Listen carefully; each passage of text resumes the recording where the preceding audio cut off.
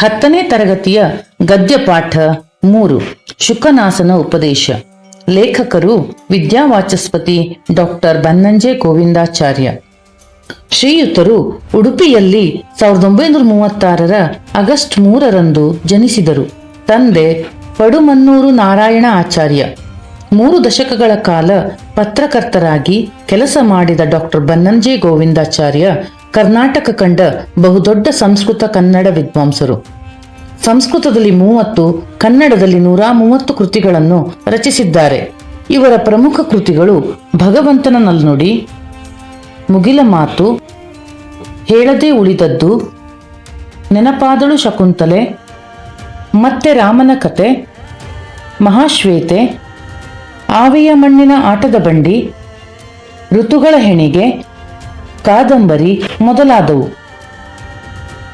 ವೇದೋಪನಿಷತ್ತುಗಳು ಹಾಗೂ ರಾಮಾಯಣ, ಮಹಾಭಾರತ ಮಹಾಕಾವ್ಯಗಳನ್ನು ಕುರಿತು 30,000 ಗಂಟೆಗಳಷ್ಟು ಉಪನ್ಯಾಸ ನೀಡಿದ್ದಾರೆ. ವಿದ್ಯಾವಾಚಸ್ಪತಿ ಎಂಬುದು ಅವರ ಪಾಂಡಿತ್ಯಕ್ಕೆ ಸಂದ ಬಿರುದು. ಶ್ರೀಯುತರಿಗೆ ಕರ್ನಾಟಕ ರಾಜ್ಯೋತ್ಸವ ಪ್ರಶಸ್ತಿ, ಕರ್ನಾಟಕ ಸಾಹಿತ್ಯ ಅಕಾಡೆಮಿ ಪ್ರಶಸ್ತಿ, ಮಂಗಳೂರು ವಿಶ್ವವಿದ್ಯಾಲಯದ ಗೌರವ ಡಾಕ್ಟರೇಟ್, ಕೇಂದ್ರ ಸಾಹಿತ್ಯ ಅಕಾಡೆಮಿ ಪ್ರಶಸ್ತಿ ಮೊದಲಾದ ಪ್ರಶಸ್ತಿಗಳು ಸಂದಿವೆ. ಭಾರತ ಸರ್ಕಾರವು ಅವರಿಗೆ ಪದ್ಮಶ್ರೀ ಪ್ರಶಸ್ತಿಯನ್ನಿತ್ತು ಗೌರವಿಸಿದೆ. ಡಾಕ್ಟರ್ ಗೋವಿಂದಾಚಾರ್ಯರು ಅಖಿಲ ಭಾರತ ಸಂಸ್ಕೃತ ಸಮ್ಮೇಳನದ ಅಧ್ಯಕ್ಷರಾಗಿದ್ದರು.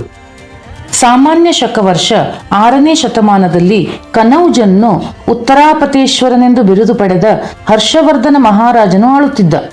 ಇವನ ಆಸ್ಥಾನ ಕವಿ ಬಾಣಭಟ್ಟ. ಬಾಣಭಟ್ಟನು ಸಂಸ್ಕೃತದಲ್ಲಿ ಗದ್ಯ ರೂಪದಲ್ಲಿ ಕಾದಂಬರಿ ಎಂಬ ಮಹಾಕಾವ್ಯವನ್ನು ಬರೆದಿದ್ದಾನೆ. ವಿದ್ಯಾವಾಚಸ್ಪತಿ ಡಾಕ್ಟರ್ ಬನ್ನಂಜೆ ಗೋವಿಂದಾಚಾರ್ಯರು ಈ ಸಂಸ್ಕೃತ ಕಾದಂಬರಿ ಕೃತಿಯನ್ನು ಕನ್ನಡ ಅನುವಾದ ಮಾಡಿದ್ದಾರೆ. ಈ ಕನ್ನಡಾನುವಾದವಾದ ಕಾದಂಬರಿ ಕೃತಿಯಿಂದ ಶುಕನಾಸನ ಉಪದೇಶ ಗದ್ಯ ಭಾಗವನ್ನು ಆಯ್ದುಕೊಳ್ಳಲಾಗಿದೆ. ಇದರಲ್ಲಿ ಬರುವ ಶುಕನಾಸೋಪದೇಶ ಮನುಷ್ಯರೆಲ್ಲರೂ ಪರಿಪಾಲಿಸಲೇಬೇಕಾದ ನೀತಿ ಸಂಹಿತೆಗಳ ಅಮೂಲ್ಯವಾದ ಭಂಡಾರ. ಕಾಶ್ಮೀರದ ಮಹಾರಾಜ ತಾರಾಪೀಡನ ಮಹಾಮಂತ್ರಿ ಶುಕನಾಸ.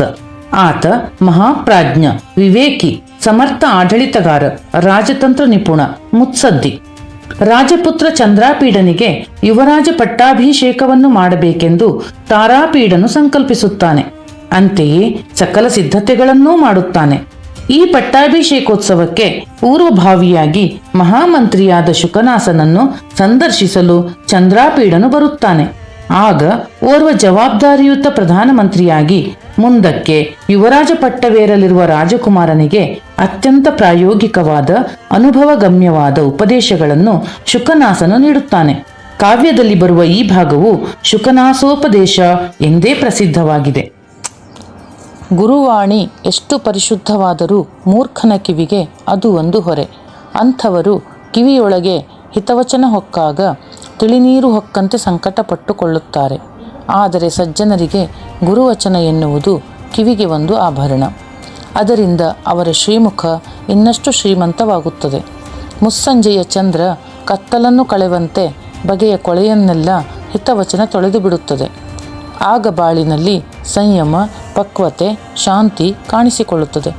ಕುಲ ಎಷ್ಟು ಉನ್ನತವಾದರೇನು, ಎಷ್ಟು ಓದಿದರೇನು, ಮೂರ್ಖನ ದೌರ್ಜನ್ಯಕ್ಕೆ ಯಾವುದೂ ಮದ್ದಲ್ಲ. ಚಂದನದ ಕೊರಡಿಗೆ ಬಿದ್ದ ಬೆಂಕಿಯೂ ಸುಟ್ಟೇ ಸುಡುತ್ತದೆ. ನೀರು ಬಿದ್ದಾಗ ಬೆಂಕಿ ನಂದುವುದೂ ಸಹಜ. ಆದರೆ ಒಡಲಾಗ್ನಿ ಕಡಲೊಳಗೆಯೇ ಭುಗಿಲೆನ್ನುತ್ತದೆ. ಮೂರ್ಖರ ಪ್ರಕೃತಿಗೆ ಇದೊಂದು ಒಳ್ಳೆಯ ಉದಾಹರಣೆ.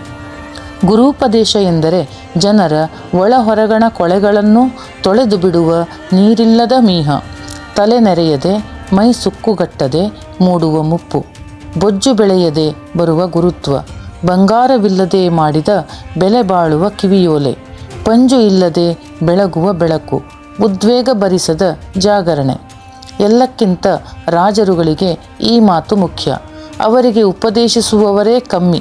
ರಾಜರ ಬಾಯಿಂದ ಉದುರಿದ್ದೆಲ್ಲ ಅಣಿಮುತ್ತು ಎಂದು ಅದನ್ನೇ ಮರುನುಡಿದು ಬಾಳುವ ಹೌದು ಬಸವಗಳೇ ಹೆಚ್ಚು. ರಾಜತ್ವವನ್ನು ಕಂಡು ಹೆದರಿ ಸಾಯುವ ಮಂದಿ ಇನ್ನೇನು ಮಾಡಿಯಾರು? ರಾಜರ ಮನೆತನದಲ್ಲಿ ಹುಟ್ಟಿದರೆ ಸಾಕು, ಅಹಂಕಾರದಿಂದ ಅವರ ಕಿವಿ ಕಿವುಡಾಗಿ ಬಿಡುತ್ತದೆ. ಎಂಥ ಉಪದೇಶವೂ ಅವರ ಕಿವಿಗೆ ನಾಟುವುದಿಲ್ಲ. ಯಾರದೋ ದಾಕ್ಷಿಣ್ಯಕ್ಕೆ ಉಪದೇಶವನ್ನು ಆಲಿಸಿದರೂ ಎಂಥ ಅನಾದರ ಆ ಮೋರೆಯಲ್ಲಿ. ಆನೆಯಂತೆ ಅರೆ ಮುಚ್ಚಿದ ಕಣ್ಣಲ್ಲಿ ತನಗೆ ಉಪದೇಶಿಸಬೇಕಾದ್ದು ಏನೂ ಉಳಿದಿಲ್ಲ ಎನ್ನುವಂಥ ಭಾವ. ಉಪದೇಶಿಸ ಬಂದ ಗುರುಗಳಿಗೂ ಇದು ಒಂದು ವ್ಯಾಧಿ. ಇಂಥವರಿಗೆ ಪಾಠ ಹೇಳುವ ದೌರ್ಭಾಗ್ಯ ತಮಗೇಕೆ ಬಂತು ಎಂದು ಅವರು ನೊಂದುಕೊಳ್ಳುತ್ತಾರೆ. ರಾಜರ ಪ್ರಕೃತಿಯೇ ಹಾಗೆ. ಅಹಂಕಾರದ ದಾಹಜ್ವರ ತಲೆಗಡರಿ ಅವರ ಬಗೆಯಲ್ಲಿ ಕತ್ತಲು ತುಂಬಿರುತ್ತದೆ. ಇದು ಎಲ್ಲ ದುಡ್ಡಿನ ಮಹಿಮೆ. ದುಡ್ಡು ದುರಭಿಮಾನದ ತವರು. ದುಡ್ಡಿನ ಪೈತ್ಯ ಅಡರಿದವರಿಗೆ ಜಗತ್ತೆಲ್ಲ ಕ್ಷುದ್ರವಾಗಿ ಕಾಣುತ್ತದೆ. ರಾಜ್ಯ ಎನ್ನುವುದು ಒಂದು ವಿಷ. ಅದರ ಅಧಿಕಾರದ ಸೋಂಕು ತಾಗಿದವರಿಗೆಲ್ಲ ಬುದ್ಧಿ ಮಂಕಾಗಿ ಬಿಡುತ್ತದೆ. ಸಂಪತ್ತು, ದುಡ್ಡು, ಅಧಿಕಾರ, ಭೂಮಿಯ ಒಡೆತನ ಇವೆಲ್ಲ ಯಾವುದೂ ತನ್ನದಲ್ಲ.